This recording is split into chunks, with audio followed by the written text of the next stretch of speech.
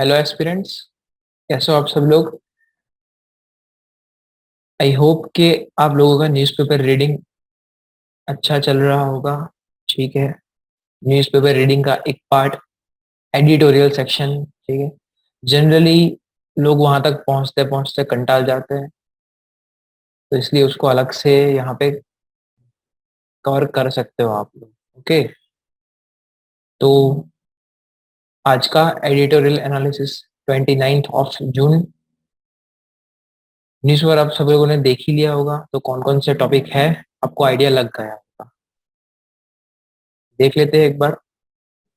तो आज के न्यूज़पेपर में टॉपिक्स रहेंगे आपके: the law of sedition is unconstitutional, ये पहला टॉपिक रहेगा। दूसरा है reopen the files, reconsider privatisation. Okay. Heading पढ़ के आप लोगों को समझ आ ही गया होगा कि भाई किस तरीके की बात होने वाली है इसमें। तीसरा टॉपिक यहाँ पे है a case of no case, यही टॉपिक की यहाँ पे बात की है सेडिशन की। Okay. And the fourth one is war of words. ठीक है। Not so much important for exam point of view, बाकी देख लेंगे। ओके। तो आपका यहाँ पे एक सेडिशन का आर्टिकल है, आज यहाँ पे प्राइवेटाइजेशन का आर्टिकल है, यहाँ पे सेम वापस सेडिशन का आर्टिकल है। ठीक है। दोनों, ये जो दोनों मेजर आर्टिकल है इंपॉर्टेंट है आपकी प्री और आपकी मेन दोनों एग्जामिनेशन के लिए। ठीक? थोड़ा डिटेल में देख लेते हैं। ठीक। तो चालू करते हैं पहला article. The law of sedition is unconstitutional. तो सब लोगों ने अपनी यूपीएससी या फिर कोई भी स्टेट पीसीएस की प्रिपरेशन के दौरान ये वर्ड का नाम सुना ही होगा। ठीक है। अगर आप काफी टाइम से प्रिपरेशन कर रहे हो तो भाई सेडिशन लॉ, सेडिशन एक्ट आप लोगों ने सुना ही हो। ठीक है। तो देख लेते हैं कि ये आर्टिकल क्या बोलता है और हमको कितना डेप्थ में करने की जरूरत है ये चीज को। ओके। तो स्टार्ट।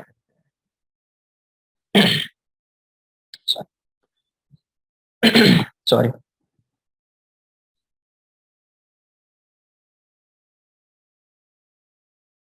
तो हिस्टोरिकल बैकग्राउंड अगर देखें, ठीक है, और उससे भी पहले कि भाई होता क्या है ये सेडिशन। ठीक। सेडिशन होता क्या है, तो अगर ट्रांसलेट करके सादी भाषा में बोलूं तो भाई देशद्रोह। ठीक है। देश देशद्रोह के जितने भी एक्ट आती है, जितने भी एक्टिविटी आती है देशद्रोह के तहत, ठीक है, वो इस लॉ के तहत ट्रीट की जाती है, सेडिशन एक्ट, सेडिशन लॉ। ठीक है।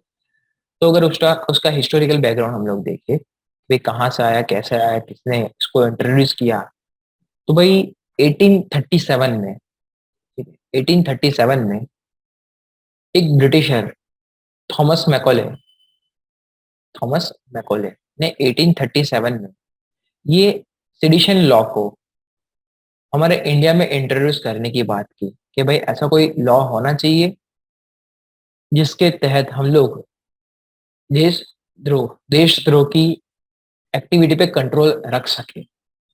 ओके। तो 1837 में पहली बार थॉमस मैकॉले ने इसके इंट्रोडक्शन की बात की। 1816 में 1860 में सॉरी 1860 में जब हमारा आईपीसी बन रहा था, that is Indian penal code, भारतीय दंड विधान। ठीक है।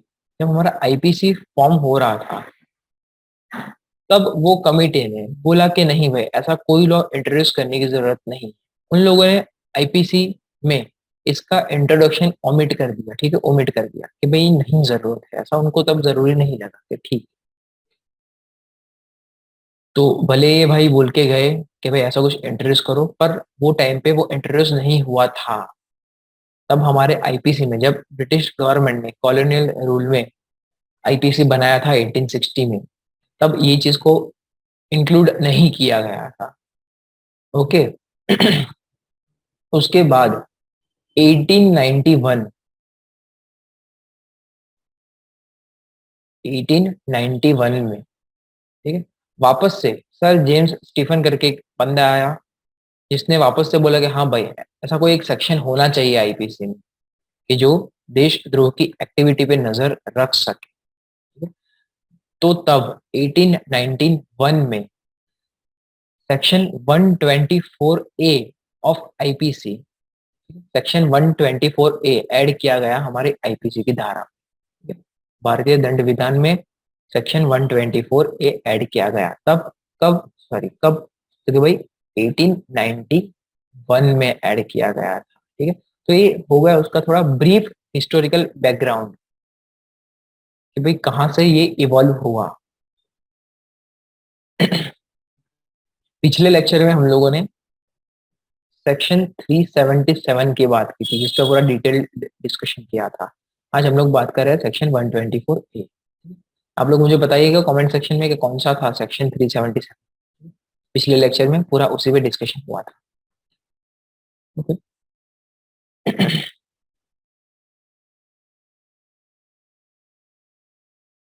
तो ये हो गया उसका ब्रीफ हिस्टोरिकल बैकग्राउंड कि भाई सेडिशन कहाँ से इवॉल्व हुआ था और कब ऐड हुआ। तो भाई याद रखना, कॉलोनियल एरा में ब्रिटिश रूल के दौरान सेडिशन को ऐड किया गया था हमारे आईपीसी सेक्शन 124 ए के अंदर, ठीक है? आगे बढ़ते हैं कि भाई है क्या ये, ठीक है? जैसे मैंने आगे इन जनरल एक ही वर्ड में बोला कि भाई देशद्रोह की एक्टिविटी को इसके अंडर ट्रीट किया जाता है, पर क्या आता है, ठीक है? तो लिखा ऐसा गया है कि भाई एनी पर्सन बाय वर्ड्स इधर स्पोकन और written or by sign or by visible representation or otherwise brings or attempts to bring into hatred or contempt or excite or attempt to excite disaffection towards the government established by law in India। ये चीज इसमें बोली गई है, main content main sentence उसका ये है कि भाई अगर कोई भी पर्सन, ठीक है, जनरल ट्रांसलेशन के तौर पे आपको समझाऊं कि भाई कोई भी पर्सन, ठीक है, इंडिया में लॉ के द्वारा स्थापी गई सरकार जो है उसके खिलाफ वर्ड्स यूज करता है, बोल के या फिर लिख के या फिर कोई ऐसी साइन यूज करता है गवर्नमेंट के अगेंस्ट, या फिर कोई ऐसा विजिबल विजिबल रिप्रेजेंटेशन, मतलब ऐसा कोई चित्र ड्रॉ करता करता है, ठीक है, ऐसे कोई ड्राइंग या फिर पिक्चर या फिर ऐसी कोई इमेज बनाता है, विजिबल रिप्रेजेंटेशन, या फिर ऐसा पोस्टर कुछ भी आ जाता है फिर विजिबल रिप्रेजेंटेशन, ठीक है? या फिर सरकार के खिलाफ नफरत की भावना पैदा करने की ट्राई करता है, या फिर डिसअफेक्शन को बढ़ावा देने की ट्राई करता है, सरकार के खिलाफ लोगों में डिसअफेक्शन बढ़ाने भावना बढ़ाने की ट्राई करता है, ठीक है? तो ये सारी चीजें जो आ गई कि भाई वर्ड्स स्पोकन और written, sign, visible representation etcetera etcetera, ये सारी चीजें अगर कोई पर्सन करता है गवर्नमेंट के अगेंस्ट में तो वो सिडिशन में इंक्लूड किया जाएगा। तो ये उसका स्टेटमेंट है कि भाई ये सारी चीजें सिडिशन में इंक्लूड की जाए। ओके। तो क्या है भाई, न्यूज में क्यों है या फिर डिस्प्यूट में क्यों रहता है हमेशा, ठीक है? कि मैंने जैसे बोला कि भाई 1891 में ऐड किया गया था, तब से लेके आज तक कभी ना कभी ये सेक्शन डिस्प्यूट में ही रहता है। तो क्यों ऐसा, ठीक है? तो उससे पहले इसकी कुछ बेसिक चीजें देख लेते हैं कि भाई अगर कोई इंसान सिडिशन सेक्शन के तहत पनिश किया जाता है या फिर उसको पकड़ा जाता है सिडिशन एक्ट के तहत तो क्या क्या होता है। तो भाई सबसे पहला कि ये नॉन बेलेबल ऑफेंस है, ठीक है? मतलब बेल नहीं मिलेगी आपको। बेल क्या होती है वो आपको पता होगा, नहीं पता है तो आपको ये चीज सर्च करनी रहेगी, गूगल सर्च कीजिए या फिर कहीं पे आपके पास कोई किताब है तो उसमें देखिए। तो ये सिडिशन एक्ट, सिडिशन लॉ जो हमारा है वो नॉन बेलेबल ऑफेंस। ओके। अगर कोई पर्सन इसके तहत पनिश होता है तो उसको 3 साल तक की सजा होती है या फिर लाइफ टर्म तक की, ठीक है, up to 3 year to a life term की पनिशमेंट हो सकती है। फाइन भी ऐड किया जा सकता है। ये पर्सन को, जो पर्सन पनिश हो रहा है सिडिशन के तहत, उसको कोई भी गवर्नमेंट जॉब में नहीं लिया जाएगा उसके बाद, board from the government job. Okay, उसका पासपोर्ट भी रद्द कर दिया जाएगा और उसको जब भी कोर्ट में बुलाया जाए, भाई महीने में 4 बार, वीक में 5 बार, कभी भी जब जब भी कोर्ट में बुलाया जाए तब उसको हाजिरी देनी पड़ेगी। ओके, तो ये सारी चीजों का उसको सामना करना पड़ेगा कि भाई 3 साल से लेके लाइफ इम्प्रिजमेंट हो सकता है, फाइन भी भरना पड़ सकता है, गवर्नमेंट जॉब नहीं दे सकते आगे जाके, कोई पासपोर्ट नहीं हमारा रद्द हो जाएगा, पासपोर्ट रद्द हो जाएगा, और जब भी कोर्ट में बुलाया जाए तब हाजिरी देनी पड़ेगी। ठीक? तो इतनी सारी स्ट्रिंजेंट पनिशमेंट है सेडिशन के तहत। ठीक? तो अब देखते हैं कि, सॉरी, ठीक, अब देखते हैं कि भाई इंडिया की जुडिशरी में ये कंसेप्ट का कहाँ कहाँ किस किस तरीके से केस में यूज किया गया है, फिर उसको किस तरीके से इंटरप्रेट किया गया है। ठीक है, तो वो देख लेते हैं जो आपके मेन या फिर प्री दोनों एग्जाम के पॉइंट ऑफ व्यू से काम का रहेगा। ओके, तो देख लेते हैं। तो सबसे पहला 1950 के टाइम पे दो केस आए, एक Brijbhushan versus state of Delhi case और दूसरा Romesh Thapar versus state of Madras case. तो हमारे इंडिपेंडेंस के बाद सबसे पहले ये दो केस आए जिसमें सेडिशन लॉ, सेडिशन सेक्शन को इंटरप्रेट करने की जरूरत पड़ी कि Brijbhushan versus state of Delhi and Romesh Thapar versus state of Madras. तो ये केस के जजमेंट में सुप्रीम कोर्ट ने क्या बोला कि भाई कोई भी लॉ, कोई भी लॉ अगर फ्रीडम ऑफ स्पीच और एक्सप्रेशन, फ्रीडम ऑफ स्पीच और एक्सप्रेशन को रेस्ट्रिक्ट करता है, बोलता है नहीं कि भाई आपकी फ्रीडम ऑफ स्पीच और एक्सप्रेशन को रेस्ट्रिक्ट करता है, रोकता है, तो ऐसा ऐसे लॉ को अनकॉन्स्टिट्यूशनल माना जाएगा। ठीक है, ऐसे लॉ को अनकॉन्स्टिट्यूशनल माना जाएगा, ऐसा ही Romesh Thapar versus state of Madras case में सुप्रीम कोर्ट ने बोला 1950 में, 1950 में। ओके, तो ये पहला सेट ऑफ जजमेंट जिसमें आपको ये याद रखना है कि भाई ये चीज बोली गई थी। उसके बाद 1962 जो बहुत ही एक इंपॉर्टेंट जजमेंट माना जाता है सेडिशन की हिस्ट्री में, Kedarnath Singh versus state of Bihar, Kedarnath Singh versus state of Bihar. Sorry, एक चीज मैं बताना भूल गया कि ये वाले जजमेंट में, 1950 वाले जजमेंट में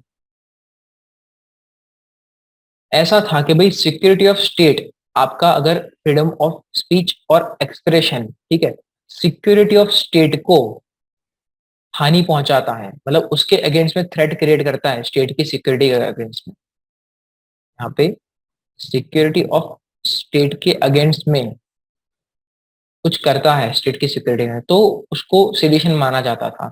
तो इस वाले केस में उन लोगों ने बोल दिया कि भाई सिक्योरिटी ऑफ स्टेट बहुत ही वेग टर्म है, बहुत ही वेग है, मतलब स्टेट की सिक्योरिटी में आप कुछ भी बोल के डाल दोगे तो ये नहीं चलेगा, अब से हम लोग यूज करेंगे पब्लिक ऑर्डर, कि भाई पब्लिक ऑर्डर के अगेंस्ट में अगर फ्रीडम फ्रीडम ऑफ स्पीच और एक्सप्रेशन है तो ही वो माना जाएगा। ठीक है, बाकी उसके अलावा आपका लॉ, उसके अलावा आपका लॉ अनकॉन्स्टिट्यूशनल माना जाएगा, आप फ्रीडम ऑफ स्पीच स्पीच और एक्सप्रेशन को नहीं ऐसे रेस्ट्रिक्ट कर सकते। तो ये पब्लिक ऑर्डर उन लोगों ने कहाँ पे ऐड किया था, तो वही आर्टिकल 19 के क्लॉज 2 में, आर्टिकल 19 का क्लॉज 2, आर्टिकल 19 आपकी अलग अलग तरीके की फ्रीडम देता है और क्लॉज 2, 3, 4, 5 एक्सेट्रा उस पे रीजनेबल रेस्ट्रिक्शंस लगाता है। ठीक है, इसके नेक्स्ट स्लाइड में वो चीज मैंने इंक्लूड की हुई है, एक बार देख। ओके, तो आर्टिकल 19 क्लॉज 2 में ये चीज को ऐड किया गया कि भाई पब्लिक ऑर्डर रहेगा अब से, ना कि सिक्योरिटी ऑफ स्टेट।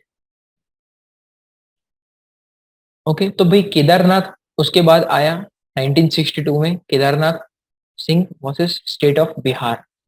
उसके जजमेंट में ऐसा बोला कि भाई अब से सेडिशन की एप्लीकेशन को लिमिट कर दिया गया है, कहां तक, तो कि भाई एक्ट्स इन्वॉल्विंग इंटेंशन और टेंडेंसी टू क्रिएट डिसऑर्डर और disturbances of law and order और इंसाइटमेंट टू वायलेंस ठीक है, कि भाई डिसऑर्डर क्रिएट करने की उसकी इच्छा है, वो पर्सन की वायलेंस इंसाइट करने की इच्छा है, या फिर लॉ एंड डिस्टर्ब करने की इच्छा है, तभी सिडिशन का एप्लीकेशन किया जाएगा। इन जनरल नहीं कि भाई कोई भी बस सिर्फ बोल दिया किसी ने, या फिर किसी ने ऐसा इमेज बना दिया जो ये सारी चीजें नहीं कर रहा है, कि पब्लिक डिसऑर्डर को डिस्टॉर्ट नहीं कर रहा है, वायलेंस क्रिएट नहीं कर रहा है, या फिर लॉ एंड ऑर्डर को इन्फ्रिंज नहीं कर रहा है, तो नहीं लिया जाएगा भाई। ये तीनों में से कुछ होना चाहिए तो ही सेडिशन लॉ अप्लाई किया जाएगा, नहीं तो उसका एप्लीकेशन बार बार होता रहेगा और किसी को भी सेडिशन एक्ट में ले लिया जाएगा।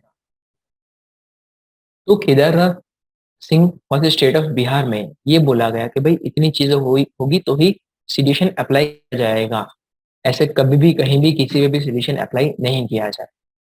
ओके, उसके बाद 1995 में Balwant Singh versus state of Punjab, ठीक है, कुछ एक इंटरप्रिटेशन किया गया था, बोला था कि हाँ भाई केदारनाथ केस में जो जजमेंट रहेगा, जो इंटरप्रिटेशन रहेगा, वही हम लोगों को कंटिन्यू करना है, बाकी एज सच कुछ इंपॉर्टेंट चीजें उसमें नहीं हुई। ओके, आगे बढ़ते हैं। तो ये तीन जजमेंट आपको याद रखने हैं, ये तीनों जजमेंट सीक्वेंस में आपको याद रखने का। भाई सबसे पहले आया था bridge Bhushan versus state of Delhi, Romesh Thapar versus state of Madras, उसके बाद केदारनाथ सिंह और उसके बाद बलवंत सिंह। ओके, अभी के टाइम पे न्यूज में क्यों है, अब थोड़ा वो देख लेते हैं न्यूज़पेपर पे शिफ्ट होके। तो ऐसा है कि अभी विनोद दुआस केस 1921 में चल रहा था, जिसमें जिसमें सुप्रीम कोर्ट ने ऐसा बोला कि भाई केदारनाथ केस में जो हम लोगों ने इंटरप्रेट किया था सेडिशन लॉ के बारे में, वही रहेगा इंटरप्रिटेशन। मतलब क्या, कि वो जो दो तीन चीजें थी उसके अगेंस्ट में कोई पर्सन कुछ एक्ट करता है तो ही उसको सेडिशन माना जाएगा। ठीक है? तो ये चीज को वापस सुप्रीम कोर्ट ने रीअफर्म किया है कि हाँ भाई वही है, केदारनाथ केस वाला ही इंटरप्रिटेशन रहेगा, इस वजह से अभी न्यूज में है। ठीक है, तो जैसे यहाँ पे लिखा है कि भाई as per this judgment unless speech or writing tends to cause violence or disorder there is no sedition। भाई जब तक वायलेंस और डिसऑर्डर क्रिएट नहीं होगा तब तक सेडिशन नहीं माना जाएगा। ओके, बाकी यहाँ पे पूरे में वही चीज लिखी है जो मैंने आपको एक्सप्लेन की कि भाई अलग अलग केसेस में क्या क्या बोला, कि भाई केदारनाथ में क्या बोला था, रीजनेबल रेस्ट्रिक्शन क्या है 19 के तहत, स्पीच और एक्सप्रेशन की बात 19 में जो ऐड किए गए थे रीजनेबल रेस्ट्रिक्शन, वही सब चीज की यहाँ पे बात की है इवोल्यूशन में। ठीक है, तो आप ले एक बार वो गो थ्रू कर लीजिए लेक्चर के बाद। आगे देखते हैं सिडिशन में ही। तो आगे बढ़ने से पहले उसके सपोर्ट में और अगेंस्ट में आर्ग्यूमेंट्स देखने से पहले 19 आर्टिकल 19 के तहत जो भी रीजनेबल रेस्ट्रिक्शंस है वो देख लेते हैं कि भाई क्या है कैसे है। ठीक है, जो चीज को आपको क्लियरली आइडिया होना ही चाहिए ऐसा है। ठीक है, कोई भी यूपीएससी एस्पिरेंट को आर्टिकल 19 बाय हार्ट होना चाहिए ऐसा है। आर्टिकल 19 का पूरे एफआर और जो भी इंपॉर्टेंट आर्टिकल्स है कॉन्स्टिट्यूशन के वो बाय हार्ट होने ही चाहिए। ठीक है, तो आर्टिकल 19 कुछ इस तरीके से, जैसे आपको पता ही होगा सब लोगों को भाई article 19 protection of certain rights regarding freedom of speech उसकी बात करता है और एक्सेट्रा। ठीक है, जैसे कि तो आर्टिकल 19 वन में सारी फ्रीडम्स दे के रखी है उन लोगों ने कि भाई article 19 one A, article 19 clause one sub clause A में freedom of speech and expression की बात की है। सब क्लॉज बी में assembly peaceful assembly without arms की बात की है। सब क्लॉज सी में एसोसिएशन और यूनियंस बनाने की बात की है। डी में ठीक है पूरे इंडिया की टेरिटरी में ठीक है फ्रीली मूवमेंट की बात की है। ई में पूरी इंडिया की टेरिटरी में कहीं भी रिसाइड और सेटल होने की बात की है। एफ जो ओमिट कर दिया है, आप लोग मुझे बोलोगे कौन सा था एफ, कमेंट सेक्शन में कौन सा सेक्शन था, ये कौन सा सब क्लॉज था जिसको ओमिट कर दिया है। ओके, और जी में कोई भी प्रोफेशन या फिर ऑक्यूपेशन या फिर ट्रेड बिजनेस को प्रैक्टिस करने की फ्रीडम दी गई है। तो ये 6 फ्रीडम दी गई है, A B C D E, F नहीं है और जी, तो ये सारी फ्रीडम दी गई है आर्टिकल 19 के तहत इंडियन सिटीजन्स को। ठीक है, और एक चीज कि ये सारी फ्रीडम सिर्फ और सिर्फ इंडियन सिटीजन को ही दी गई है, ऐसा नहीं है कि इंडिया में आके कोई भी रहेगा उसको ये सारी फ्रीडम दी जाएगी, सिर्फ और सिर्फ इंडियन सिटीजन को दी गई है। तो ऐसे ही आर्टिकल 15, 16, 19, 29 और 30, ये जो 5 आर्टिकल है आप सब लोगों को पता ही होगा। ये जो पांच पांच आर्टिकल है उसकी फ्रीडम सिर्फ और सिर्फ इंडियन सिटीजन को ही मिलेगी। बाहर के कोई भी इंसान को यहाँ पे आके रहता है कोई भी पर्पज से, तो उसको ये फ्रीडम नहीं दी जाएगी, उसको ये आर्टिकल का फायदा नहीं दिया जाएगा। ये सिर्फ और सिर्फ इंडियन सिटीजन के लिए है। ओके। तो आर्टिकल 19 की ये 6 फ्रीडम, तो क्या ये 6 फ्रीडम में इंसान कुछ भी कर सकता है? मतलब बोला गया है कि भाई फ्रीडम ऑफ स्पीच और एक्सप्रेशन तो कुछ भी बोल सकता है। पीसफुल असेंबली की बात की गई है तो भाई कोई भी मैनर में, अभी अगर पेंडेमिक चल रहा है तो भी पीसफुल असेंबली कर सकते हैं। भाई एसोसिएशन फॉर्म करने की बात की है तो भाई कभी भी कहीं भी।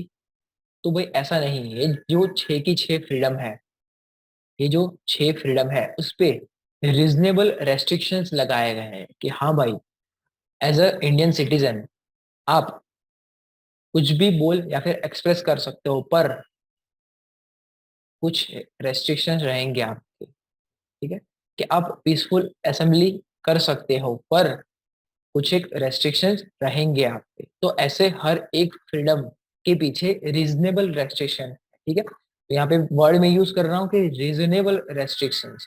तो ऐसा नहीं है कि रेस्ट्रिक्ट ही कर रहा है, यहाँ पे लिखा है। ऐसा नहीं है कि भाई कभी भी वो लोग ना बोल देंगे कि भाई नहीं आप लोग नहीं बोल सकते या फिर नहीं एक्सप्रेस सकते, रीजनेबल मैनर में। तो किस तरीके से रीजनेबल मैनर में? तो यहाँ पे बोला गया है वो चीज कि भाई सॉवरेनिटी और इंटेग्रिटी ऑफ इंडिया की जब बात आएगी तब आपको शायद रोका जाए। सिक्योरिटी ऑफ स्टेट की बात आई तब आपको शायद रोका जाए। Friendly relation with foreign state तब आपको रोका जाएगा।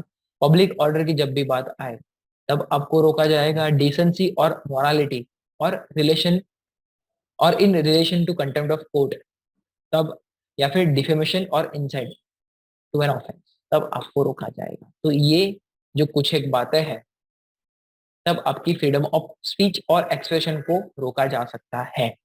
तो ये जो रीजनेबल रेस्ट्रिक्शन है क्लॉज 2 में, आर्टिकल 19 के क्लॉज 2 में, वो आपका स्पीच और एक्सप्रेशन के अगेंस्ट में है।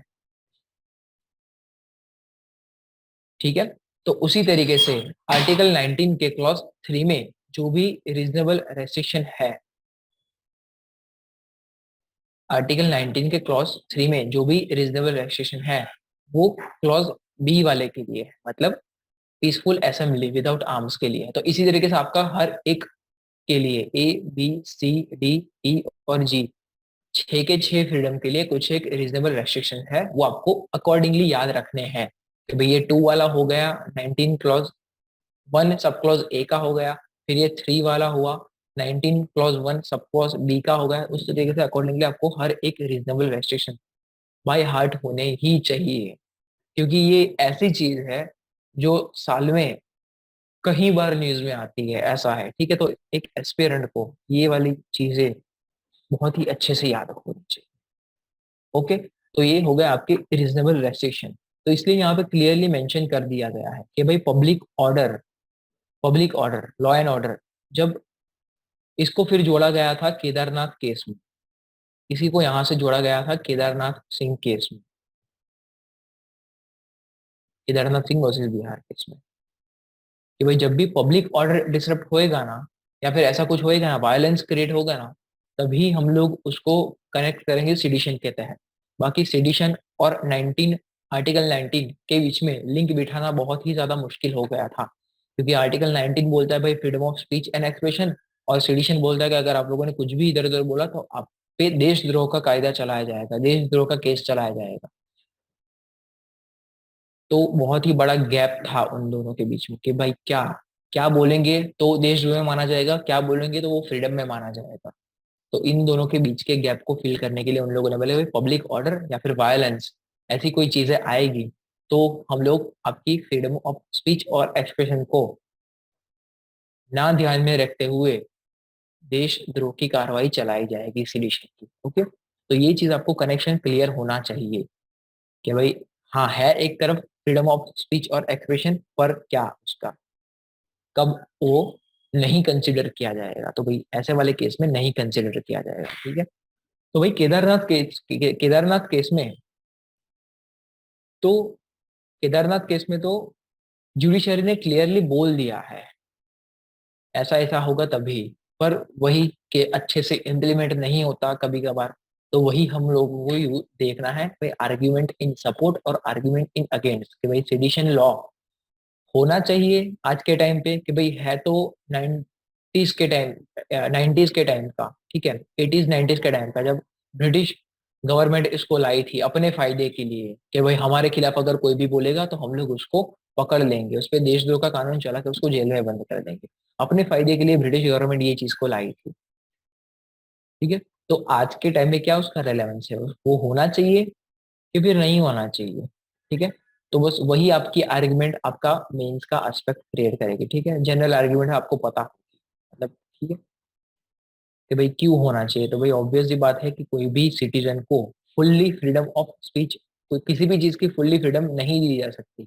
इंडिया जैसे डाइवर्स कंट्री में, जहाँ पे अलग अलग रिलीजियन के लोग रहते हो, ठीक है, अलग अलग कास्ट, अलग अलग रेस, अलग अलग जाति धर्म के लोग रहते हो, ठीक है, इतनी ज्यादा डाइवर्सिटी है, वहां पे फुल्ली फ्रीडम देना पॉसिबल नहीं है, क्योंकि कोई इंसान कुछ भी बोलेगा तो वो ऑब्वियस सी बात है दूसरे जाति धर्म कास्ट के लोगों की भावना को आहत कर सकता है, ठीक है। तो इसको फुल्ली फ्रीडम तो नहीं दी जा सकती भाई बोलने की, जहाँ पे इतनी ज्यादा डाइवर्सिटी है। तो भाई ऐसी कुछ मैकेनिज्म होनी चाहिए जहाँ पे उसकी फ्रीडम को रेगुलेट किया जा सके, कि हाँ भाई उसकी फ्रीडम भी बरकरार रहे, पर देश में शांति भी बनाए रहे, बनी रहे, शांति भी बनी रहे, ठीक है, ऐसी कोई मैकेनिज्म होनी चाहिए। तो भाई हाँ भाई, फिर ऐसी कोई चीज होनी तो चाहिए देश में, सेडिशन लॉ, ठीक है। अगेंस्ट में ऐसा है कि भाई बार बार सरकार कभी भी लगेगा, सरकार को लगेगा कि भाई ये इंसान हमारे अगेंस्ट में बोल रहा है, ठीक है। जैसे अभी रिसेंट पास्ट में देखा है कि भाई लोग ये आर्गुमेंट करते हैं कि भाई सरकार की पॉलिसी या फिर सरकार की कोई भी एक्ट एक्ट के अगेंस्ट में कोई वो चीज को क्रिटिसाइज कर रहा है कि ये आपकी चीज ठीक नहीं है, ये बराबर है, या फिर ये ठीक नहीं है, ये ऐसा नहीं होना चाहिए, तो भी सरकार कभी कभी सिडिशन एक्ट में डाल देती है। भाई यहाँ तो सिर्फ सरकार की पॉलिसी के बारे में बोला गया है, सरकार की पॉलिसी को अच्छा या बुरा बोला गया है, तो भी वो सेडिशन में आ जाएगा क्या, ठीक है। तो ऐसे कुछ इवेंट्स की वजह से ये सेक्शन ज्यादा डिस्प्यूट में आ गया है कि भाई हम लोग सरकार के अगेंस्ट में नहीं बोल रहे हैं, हम लोग सरकार की पॉलिसी की निंदा या फिर उसकी तारीफ कर रहे हैं कि भाई ये पॉलिसी पब्लिक वेलफेयर में है कि नहीं है। ये तो हर एक नागरिक का अधिकार है कि भाई सरकार की पॉलिसी के बारे में बोल रहे हैं, सरकार के बारे में नहीं बोल रहे हैं, ठीक है। और सरकार के बारे में भी अगर बोले तो टिप्पणी दे सकते हैं कि हाँ भाई ये सरकार ठीक है कि ठीक नहीं है। उससे अगर आपका वायलेंस क्रिएट हो रहा है, ठीक है, पब्लिक डिसऑर्डर डिस्टर्ब हो रहा है, तो ऑब्वियसली वो चीज सिडिशन में आएगी। पर आपकी सिर्फ टिप्पणी कि हाँ भाई मेरा सरकार की तरफ ओपिनियन ये है कि सरकार अच्छी है कि बुरी है, जब तक वो चीज वायलेंस क्रिएट ना करे, पब्लिक ऑर्डर डिस्टर्ब ना करे, ठीक है, वो सारी जो चीजें बोली गई थी वो सब ना करे, तब तक उसको सिडिशन में नहीं डालना चाहिए, ठीक है। तो ये सारी इवेंट को लेके हुए ये बार बार डिस्प्यूट में आता रहता है कि भाई कभी सरकार ने डाल दिया, कभी नहीं डाला, या फिर ऐसा कुछ सिडिशन के तहत वो केस को, ठीक है। तो वही सारा आपका रहेगा आर्ग्यूमेंट फॉर एंड अगेंस्ट में, ठीक है। अगर आप यूपीएससी के लिए एक आंसर लिख रहे हो, ठीक है, मेन एग्जामिनेशन में, या फिर कोई भी स्टेट पीसीएस की मेन एग्जामिनेशन में आंसर लिख रहे हो, तो आपको कोई भी एक आर्ग्यूमेंट की तरफ टिल्ट ना होना है, जो आपको पता ही है, ठीक है। क्या आपका आ जाएगा एक इंट्रोडक्शन पार्ट, फिर यहाँ पे लिखोगे कि भाई सेडिशन लॉ में प्रॉब्लम क्या आ रहा है, तो भाई सरकार कभी भी डाल देती है कभी कभार, कि भाई सरकार की पॉलिसी के अगेंस्ट में बोला तो भी डाल दिया, सरकार के अगेंस्ट में थोड़ा बहुत बोला तो भी डाल दिया, फिर ऐसा कुछ भी तो डाल दिया। तो ये सारे प्रॉब्लम्स रिसेंटली आ रहे हैं, पर ये सारे रीजंस के तहत सिडिशन लॉ देश में होना चाहिए, कि भाई इतनी डाइवर्सिटी है तो फुल्ली फ्रीडम नहीं हो सकती, किसी ने कुछ भी बोल दिया तो, ऐसा करके आप जो पूरा लिखोगे कि भाई arguments in favour of sedition, कि भाई होना तो चाहिए, नहीं तो फुल्ली फ्रीडम हो जाएगी और कोई कुछ भी बोल देगा, देश में राइट्स हो जाएंगे, वायलेंस हो जाएगा, एक दूसरे की भावनाओं को आहत ठेस पहुंचेगी, ठीक है। और लास्ट में आपका कंक्लूजन, ठीक है। इस मॉडल आंसर में ऑब्वियसली बात है आपको कोई भी एक आर्ग्यूमेंट आर्ग्यूमेंट की तरफ टिल्ट नहीं रहना है, आपको उसके नेगेटिव्स भी दिखाना है कि ये अगर है तो उसका यूज, उसका इम्प्लीमेंटेशन सही मैनर में होना चाहिए, ठीक है। ऐसा करके आपको पूरा आंसर लिखना है। तो जो हर एक एस्पिरेंट को प्रैक्टिस होनी चाहिए इस चीज की, ठीक है। तो ये होगा आपका सिडिशन, ठीक है। ये होगा आपका सिडिशन और उसका पूरा एनालिसिस। ओके। बाजू वाले आर्टिकल में, यहाँ पे जो आर्टिकल है,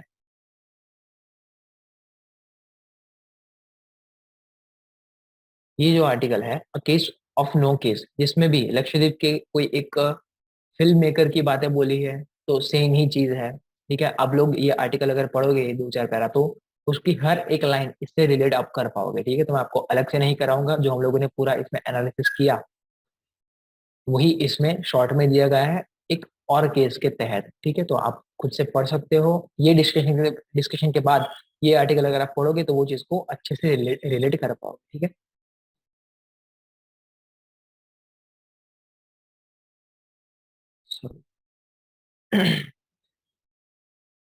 ठीक है। तो अब आगे बढ़ते हैं दूसरे आर्टिकल आर्टिकल की तरफ, ठीक है। दूसरा आर्टिकल आपका क्या है कि भाई reopen the files, reconsider privatisation. तो नाम से आपको पता तो चल गया होगा कि भाई किस चीज की बात कर रहे हैं ये आर्टिकल, कि भाई सरकार जो पब्लिक सेक्टर एंटरप्राइजेस को प्राइवेटाइज कर रही है। पब्लिक सेक्टर एंटरप्राइज कोई भी आती है, उसमें फिर कंपनीज आती है, बैंक्स आती है, या फिर कोई भी फर्म सरकार की, उसको प्राइवेटाइज कर रही है, क्या वो ठीक है कि नहीं है, कि फिर क्या उसकी पूरी आर्ग्यूमेंट है, ठीक है। इस पे तो पूरा ऐसे लिखा जा सकता है, ऐसा है। यहाँ तो सिर्फ ये इतना आर्टिकल दिया गया है, इस पे पूरा का पूरा ऐसे लिखा जा सकता है, ठीक है। मैं आपको उसके बाद लास्ट में ऐसे का एक सेंटेंस फॉर्म करके दूंगा, आप लोग लिखने की ट्राई कीजिए, ठीक है। चलिए, तो यहाँ पे क्या बोला है कि भाई privatization of public sector, including bank, has been part of wish list of economic reform since 1991. This was the core of Washington consensus. ऐसा करके कुछ चालू किया गया है, ठीक है। हम लोग एक जनरल एनालिसिस ले लेंगे इसका, डिटेल में जाने जाएंगे तो भाई यही कंसेप्ट हमारा 1 से 1.5 घंटा डिस्कशन हो जाए, ऐसा है। तो मैं यहाँ पे आपको सिर्फ जनरल डिस्कशन के तौर पे ये चीज करा दूँ, ठीक है। तो जनरल डिस्कशन के तौर पे क्या देखना है कि भाई यहाँ के बाद जो चीजें लिखी है वो, और वॉशिंगटन कंसेंसस क्या है वो देख लेते हैं। तो सबसे पहले वॉशिंगटन कंसेंसस क्या है ना, तो Washington consensus is a collective term. वो 10 इकोनॉमिक प्रिस्क्रिप्शंस है, ठीक है। 10 सूचनाएं दी गई है उसमें कि कोई भी एक इकोनॉमी कैसे चलनी चाहिए, या फिर कोई भी एक इकोनॉमी कैसे होनी चाहिए, उसकी सूचनाएं दी गई है 10, ठीक है। वॉशिंगटन कंसेंसस में किसने बनाया है, तो भाई आईएमएफ, वर्ल्ड बैंक और यूएस ट्रेजरी डिपार्टमेंट ने मिलके इसको बनाया है, ठीक है। वॉशिंगटन कंसेंसस को बनाया है। ये 10 पैरामीटर्स या फिर 10 सूचनाएं दी गई है कि कोई भी एक इकोनॉमी में ऐसा ऐसा ऐसा होना चाहिए।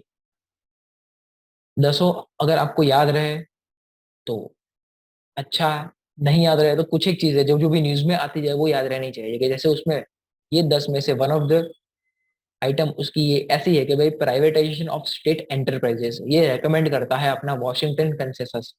वॉशिंगटन कंसेंसस ये चीज को बढ़ावा देता है, प्रमोट करता है कि भाई स्टेट एंटरप्राइजेस का प्राइवेटाइजेशन होना चाहिए, ठीक है। तो अगर सरकार प्राइवेटाइज कर रही है, हमारी इंडियन गवर्नमेंट हमारी चीजों को, हमारी पीएससीज को प्राइवेटाइज कर रही है, तो ये वॉशिंगटन कंसेंसस का ये फैक्टर को ज्यादा प्रमोट कर रही है, ऐसा माना जाएगा, ठीक है। तो बस यही यही एक चीज, बाकी 10 चीजें आपको करनी है तो याद कर लीजिएगा, मेमोराइज कर लीजिएगा, यहाँ पे है, बाद में नोट डाउन कर लीजिएगा, या फिर कहीं भी नेट पे आ जाइए तो आपको मिल जाएगा, ऐसा नहीं। ओके। तो अभी बाकी सारी ना चीजें देखते हुए प्राइवेटाइजेशन वाले एस्पेक्ट पे ही हम लोग आगे बढ़ें, ठीक है। तो यहाँ पे क्या बोला है कि हाँ भाई सरकार प्राइवेटाइज कर रही है, ठीक है। तो क्या करना चाहिए कि नहीं करना चाहिए, वो डिबेट तो एक रहेगी ही। पर यहाँ पे 3 तरीके से उसको तोड़ा गया है, ठीक है। ये आर्टिकल में उसको 3 तरीके से लिया गया है, ठीक है। कि अगर पब्लिक सेक्टर एंटरप्राइजेस का प्राइवेटाइजेशन प्राइवेटाइजेशन करना है, तो उसको अलग अलग 3 सिनेरियो में हम लोग एनालाइज कर सकते हैं। तो भाई सबसे पहला सिनेरियो ऐसा, एक सबसे पहला केस ऐसा कि वो पब्लिक एंटरप्राइजेस, ठीक है। मैं आपको 3 एग्जांपल लेके बताऊंगा कि भाई पब्लिक एंटरप्राइजेस ए, तो अभी ए वाला केस हम लोग देखेंगे। ये पब्लिक एंटरप्राइजेस ए करके एक कंपनी है, गवर्नमेंट पीएसयू, कि जो बहुत ही ज्यादा लंबे टाइम से नुकसानी में चल रही है, सिक है, ठीक है। कुछ उसका ग्रो नहीं हो रहा है, डिक्लाइनिंग स्टेज में है उसका ग्रोथ, ठीक है, डिक्लाइनिंग स्टेज में उसका ग्रोथ नहीं कुछ हो पा रहा है, तो ऐसी एंटरप्राइजेस, ठीक है, तो उसके बारे में यहाँ पे बोला गया है पूरे केस में कि भाई ऐसी एंटरप्राइजेस को ऑब्वियस ही बात है बंद कर देना बेटर है या फिर कोई प्राइवेट फर्म को सौंप देना बेटर है।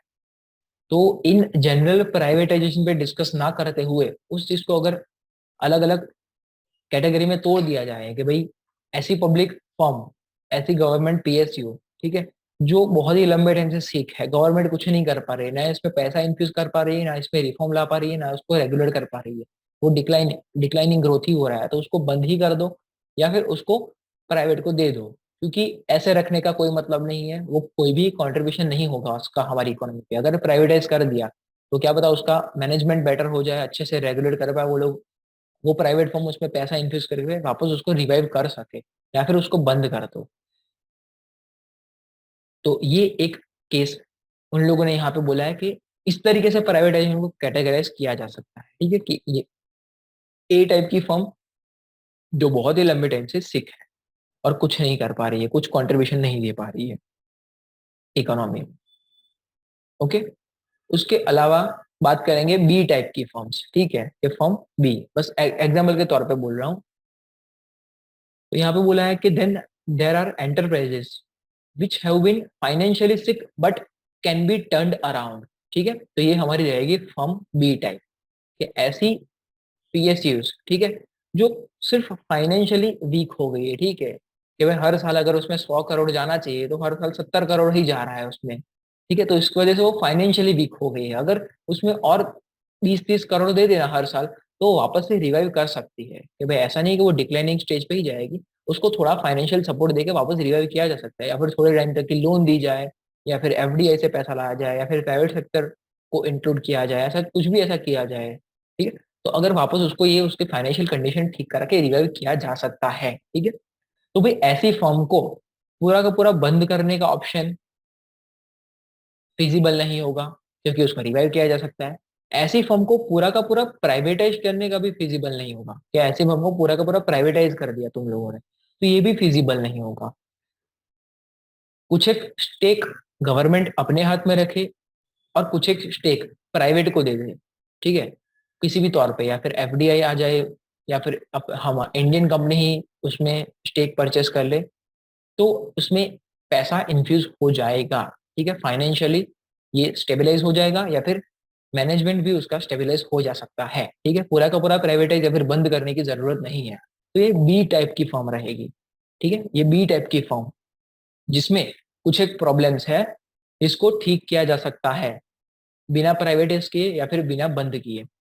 तो ये एक कैटेगराइजेशन होएगा हमारे प्राइवेटाइजेशन में, जिसको पार्शियल प्राइवेटाइजेशन बोलेंगे तो चलेगा, ठीक है, टेक्निकली सही तो नहीं रहेगा, पर प्राइवेट सॉरी पार्शियल प्राइवेटाइजेशन आप लोग अंडरस्टैंडिंग के पर्पज से यूज करना चाहो तो कर सकते हो, ठीक है। और तीसरी फॉर्म जिसमें इस ये जो आर्टिकल लिखा है जिसमें बोला गया है कि भाई चाइनीज मॉडल को प्रमोट करना चाहिए, ठीक है, चाइनीज मॉडल को प्रमोट करना चाहिए, ये तीसरी टाइप की फॉर्म सी। कैसी फर्म? जो एकदम बराबर चल रही है भाई, हमारी इकोनॉमी में कंट्रीब्यूट भी कर रही है, ठीक है, हमारी इकोनॉमी में कंट्रीब्यूट भी कर रही है, गवर्नमेंट को पैसा कमा के भी दे रही है, पब्लिक को जो भी गुड सर्विसेज प्रोवाइड करनी है वो भी कर रही है, इंटरनेशनल मार्केट में भी अच्छा उसका अच्छा रिप्रेजेंटेशन है, ठीक है? हर एक तरीके से ये फर्म ठीक है, मतलब ये फर्म ओके है। तो भाई उसमें तो कोई प्राइवेटाइजेशन का एस्पेक्ट आना ही नहीं चाहिए, क्योंकि ये ठीक ठाक चल रही है, पर उसमें इसने बोला तो भाई चाइनीज मॉडल अपनाना चाहिए, मतलब क्या, गवर्नमेंट को ऐसी फॉर्म को, सी टाइप वाली जो फॉर्म है उसको ज्यादा से ज्यादा प्रमोट कर देना चाहिए, ठीक है, उसको हर एक एस्पेक्ट से, उसके फाइनेंशियल एस्पेक्ट, उसके मैनेजरियल एस्पेक्ट, ठीक है, उसके लीगल एस्पेक्ट, उसके कोई जो भी लाइसेंसिंग वाले एस्पेक्ट है, ठीक है, वो हर एक एस्पेक्ट को गवर्नमेंट को प्रोएक्टिवली प्रमोट करना चाहिए, ठीक है, प्रॉफिटेबल बनाना चाहिए, हर एक चीज उसकी ठीक करके उसको प्रॉफिटेबल ही बनाते रहना चाहिए, क्योंकि ये सी टाइप वाली फर्म कंटिन्यूअस ग्रोइंग स्टेज पे है, ठीक है, तो कुछ भी ऐसा ना हो जाए कि इसका ग्रो स्टेगनेंट हो जाए या फिर डिक्लाइन हो जाए, ऐसा कुछ भी नहीं हो, उसके लिए ये सारे फायदे उसको कंटिन्यूअसली देते रहने चाहिए, कि उसका मैनेजमेंट ठीक रहे, उसको फाइनेंस ठीक रहे, उसका लाइसेंसिंग में कुछ प्रॉब्लम ना आए, तो कोई भी लीगल एस्पेक्ट या फिर कोई भी कंपनी का कोई भी ये पीएसयू का कोई भी एस्पेक्ट ना गड़बड़ा है, इसलिए उसको कंटिन्यूअस प्रॉफिटेबल रहे, ऐसी पॉलिसी गवर्नमेंट को अपनानी चाहिए, जिसमें कभी कभार फाइनेंस और मैनेजमेंट एस्पेक्ट के लिए प्राइवेट सेक्टर को इंक्लूड करना पड़े तो भी करना चाहिए। ठीक है, कभी कभार कोई सिनेरियो में प्राइवेट सेक्टर को फाइनेंस के मामले में या फिर मैनेजरियल एस्पेक्ट में या फिर कोई भी एस्पेक्ट, ठीक है, इंक्लूड करना पड़े तो भी कर लेना चाहिए, पर उसका प्रॉफिट मेकिंग पर्पस, कि वो प्रॉफिट करके दे रही है गवर्नमेंट को, जनता को गुड्स एंड सर्विसेज प्रोवाइड कर रही है वो पीएसयू, या फिर कोई भी जो भी सर्विस या फिर गुड प्रोवाइड करे वो करती रहे, वो ऊपर रहेगा हमारा। ठीक है, तो ये पूरे आर्टिकल में बोला है कि भाई प्राइवेटाइजेशन करो, पर ये तीन कैटेगरी को ध्यान में रख के करो तो ज्यादा फायदेमंद रहेगा, ना कि कोई भी फर्म को तुम लोग उठा के प्राइवेटाइज कर दो, कि भाई सरकार के पास पैसा नहीं है तो भाई कोई कोई भी कंपनी को बेच दिया जो अच्छी खासी चल रही थी, वो कंपनी को प्राइवेट को बेच दिया अब फाइनेंशियल नीड फुलफिल करने के लिए, वो फिजिबल नहीं है। इस तरीके से कैटेगराइज करके करो तो ज्यादा बेटर है कि भाई सबसे वीक फर्म उसको तुम लोग कर दो तो चलेगा, क्योंकि उसको वो कोई कंट्रीब्यूशन नहीं दे रहा। दूसरा, पार्शली वीक फर्म जिसमें थोड़ा बहुत रिफॉर्म लाके, फाइनेंशियल या फिर मैनेजरियल रिफॉर्म लाके उसको तुम लोग वापस से रिवाइव कर सकते हो, उसको पूरा प्राइवेटाइजेशन कर देना फिजिबल नहीं है उसको। और तीसरा, जो फर्म हमारी एकदम बराबर चल रही है जिसमें कोई प्रॉब्लम नहीं है, ठीक है, उसमें प्रॉफिट मेकिंग एस्पेक्ट को ध्यान में रखते हुए, प्रॉफिट मेकिंग मतलब पैसों वाइज नहीं सिर्फ कि भाई पब्लिक वेलफेयर भी, ठीक है, प्रॉफिट मेकिंग एस्पेक्ट को ध्यान में रखते हुए वो में प्राइवेटाइजेशन कंट्रोल्ड मैनर में करो, भाई कुछ एक चीज ही प्राइवेटाइज होनी चाहिए, कंट्रोल्ड मैनर में प्राइवेटाइजेशन करो इसमें। ठीक है, तो ये तीन तरीके से अगर प्राइवेटाइजेशन किया जाए तो वो दिक्कत नहीं करेगा। अब क्यों, ऐसा क्यों, मतलब ये डिबेट क्यों रहती है कि प्राइवेटाइजेशन होना चाहिए कि नहीं होना चाहिए, तो भाई बहुत सारी पीएसयूज है हमारे कंट्री में, सरकार के अंडर कंपनीज अपनी, गेल है, ओएनजीसी है, एनटीपीसी है, ये सारी कंपनीज का आपने नाम सुना होगा, वो सारी गवर्नमेंट कंपनीज है। ठीक है, तो उसके अंडर, ठीक है, कोई भी गवर्नमेंट कंपनी, पीएसयूज या फिर इवन बैंक्स भी ले ले तो गवर्नमेंट बैंक्स, तो उसके अंडर जितने भी एम्प्लॉयज काम करते हैं, ये तो मैं आपको एक एस्पेक्ट बता रहा हूँ अभी, उसके अंडर जितने भी एम्प्लॉयज काम करते हैं, चाहे वो प्यून से, प्यून के लेवल का हो, चाहे वो उसके सीईओ के लेवल का हो, ठीक है, हायरार्की में, ठीक है, एक्सट्रीम हायरार्की बता रहा हूँ इसलिए ये दो एग्जांपल यूज कर रहा हूँ, कि चाहे वो प्यून के लेवल का एम्प्लॉय हो, चाहे वो सीईओ के लेवल का एम्प्लॉय हो, ये हर एक एम्प्लॉय को कुछ एक सरकारी जॉब के फायदे मिलते हैं। ठीक है, कि भाई साल में कुछ छुट्टी फिक्स रहती है, लीव उनकी फिक्स रहती है, ठीक है, ट्रैवलिंग में कुछ एक मुआवजा दिया जाता है, कुछ एक स्कीम के तहत उनको हेल्थ हेल्थ इंश्योरेंस या फिर जनरल लाइफ इंश्योरेंस का फायदा दिया जा सकता है, रिटायरमेंट मिलता है, भाई रिटायरमेंट पेंशन स्कीम होती है उनकी, या फिर कोई भी रिटायरमेंट प्लान होता है, तो ऐसे। और उसके अलावा खास रिजर्वेशन होता है, ठीक है, इसमें रिजर्वेशन होता है कि सपोज के कोई भी कंपनी में, कोई भी सरकारी कंपनी में 50 पोस्ट खाली है, ठीक है, तो वो 50 पोस्ट सिर्फ और सिर्फ कंपनी जैसा चाहे वैसा नहीं भर सकती, उसमें कुछ एक पोस्ट फिक्स रहेगी जनरल पब्लिक के लिए, कुछ एक पोस्ट फिक्स रहेगी एससी एसटी के लिए, कुछ एक पोस्ट फिक्स रहेगी ओबीसी के लिए, कुछ एक अलग अलग कैटेगरी के लिए, हैंडीकैप के लिए, ऐसा करके हर एक पोस्ट फिक्स रहेगी, रिजर्वेशन का क्राइटेरिया रहेगा। अगर वो कंपनी का तुम लोगों ने प्राइवेटाइजेशन कर दिया तो रिजर्वेशन का मामला पूरा ही वहां से गायब हो जाएगा, कंपनी जिस तरीके से चाहे उस तरीके से रिक्रूट करेगी लोगों को। ठीक है, तो पब्लिक का क्या फिर, अगर सारी फर्म को, सारी गवर्नमेंट पीएसयू को प्राइवेटाइज कर दिया तो भाई लोगों को जॉब मिलने में दिक्कत हो जाएगी। ठीक है, प्रपोर्शन नहीं रहेगा ये रिजर्वेशन का। ठीक है, उसके अलावा ये सरकारी मुआवजे जो मैंने आपको बोला कि भाई जनरल मुआवजे जो मिलते रहते हैं, उसका फायदा फिर लोगों को कैसे मिलेगा। ठीक है, अगर कोई फर्म प्राइवेटाइज हो जाती है तो क्या फिर उनका सिनेरियो क्या रहेगा, वो फर्म में काम करता हुआ एम्प्लॉय के ये सारे बेनिफिट्स का क्या, तो वो सब डिबेट चलती रहती है। ठीक है, तो इस तरीके से आपका पूरा ये समअप होगा। ठीक है, पूरा डिस्कस नहीं हो पाएगा प्राइवेटाइजेशन आधे घंटे में, वो 1 से 1.5 घंटा आपका खा जाएगा, इतना लंबा कंसेप्ट है ये। पर अभी इन जनरल उसका एक एस्पेक्ट याद रखो कि भाई एक सॉल्यूशन ऐसा है कि भाई ये तीन तरीके से प्राइवेट किया जा सके, और उसके नुकसान मैंने कुछ एक बता दिए कि भाई ये नुकसान हो सकते हैं कि भाई ये जो रिटायरमेंट बेनिफिट मिलते हैं, गवर्नमेंट जॉब के कोई भी बेनिफिट मिलते हैं या फिर रिजर्वेशन, वो सब हैम्पर हो जाएगा अगर हम लोगों ने पूरा प्राइवेटाइज कर दिया तो। ठीक है, वो सब उसके कुछ नुकसान है, उसके सामने कुछ फायदे भी है कि भाई उसका मैनेजमेंट ठीक हो जाएगा, ठीक है, उसमें पैसा कंटिन्यूस इन्फ्यूज होएगा, उसकी क्वालिटी मेंटेन रहेगी, क्योंकि सरकारी कामकाज कैसे चलता है हमको पता है, ठीक है, उतना एफिशिएंट नहीं होता जितना एक प्राइवेट फर्म एफिशिएंट होता है, ठीक है, तो एफिशिएंटली वर्क करेगा वो, ठीक है। तो ये सारी चीजें उसके सामने फायदे भी है प्राइवेटाइजेशन के, ऐसा नहीं है कि नहीं है प्राइवेटाइजेशन का फायदा, ठीक है, दोनों जगह का, ठीक है।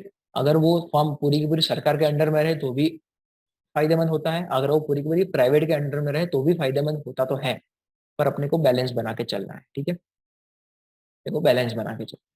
तो ये डिस्कशन आपका यहाँ तक ही रहेगा कि भाई, और ये चाइनीज मॉडल ध्यान रखिएगा, चाइना में जो फर्म ज्यादा प्रॉफिट मेकिंग करती है उसको और पुश किया जाता है, ठीक है, तो ये अपना तीसरा वाला केस, तो ये इस तरीके से ये आर्टिकल को आप समराइज कर सकते हो।